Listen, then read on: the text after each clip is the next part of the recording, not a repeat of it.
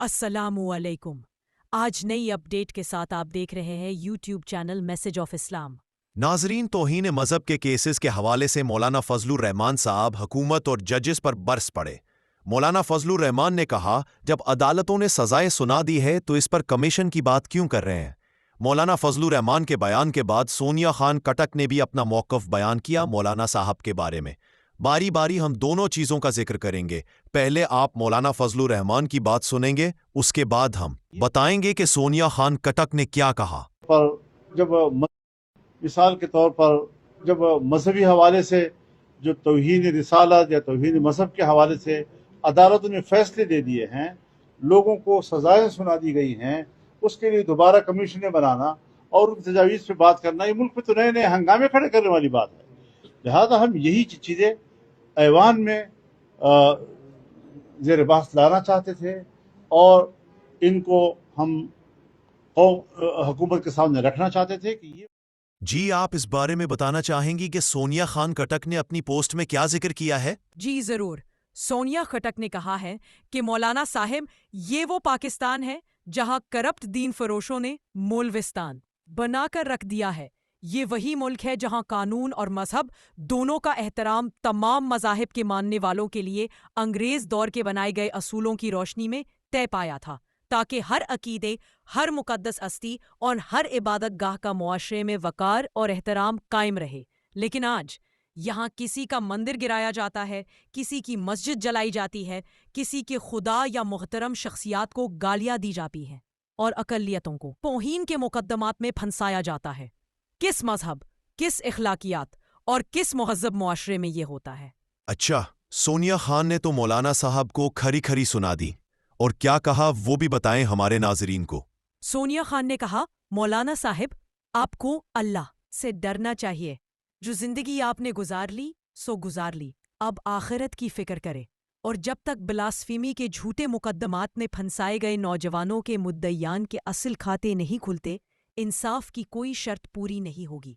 ताहिर अशरफी जैसे मौलाना वलायती शराबें पीते हैं, बाहर से आए फंड्स हड़प करते हैं, और हर उस पाकिस्तानी को जो अवाम और निज़ाम की बेहतरी के लिए आवाज़ उठाता है, कादियानी, यहूदी एजेंट या बैरूनी फंडेड कहकर बदनाम करने की कोशिश करते हैं।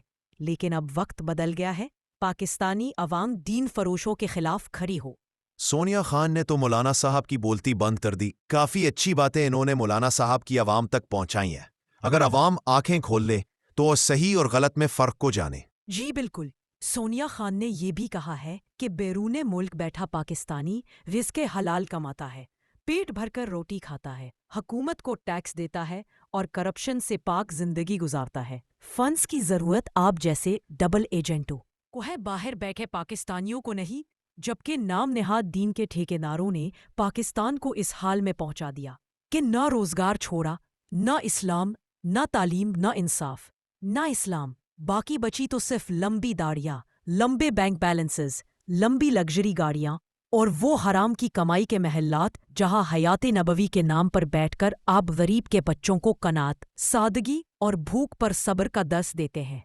याद रखें, कानून कहता है कि 100 गुनाहगार छूट जाए लेकिन एक बेगुनाह को सजा न हो। लेकिन यहाँ क्या हो रहा है? FIA के साथ मिलकर सैकड़ों नौजवानों को हनी ट्रैप के जरिए जाल में फंसाया जा रहा है। जिस बुनियाद में बदनीयती, झूठ और साजिश हो, वो कभी खालिस नियत से किया गया काम नहीं हो सकता, न ही वो अल्लाह की रज़ा का बाइस बन सकता है।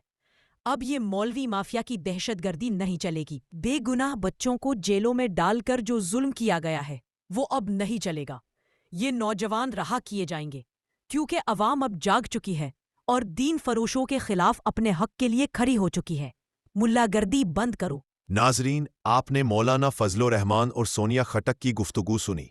यहूदी एजेंट कौन है और ये सारे काम कौन करता है, हमने पहले भी एक वीडियो उसमें बनाई थी। ये अहमदियों पर झूठे इल्ज़ामात लगाते हैं, प्रोपेगेंडे करते हैं, ताकि इनके अपने कारोबार चलते रहे और अवाम को गुमराह करने की ये अच्छी उनकी कोशिश होती है।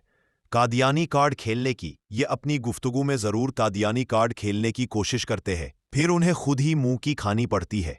ये कोशिश करते हैं कि इस तरह के बयानात से अवाम की अक्लों में पर्दा पड़ा रहे और वो आंखें बंद रखे।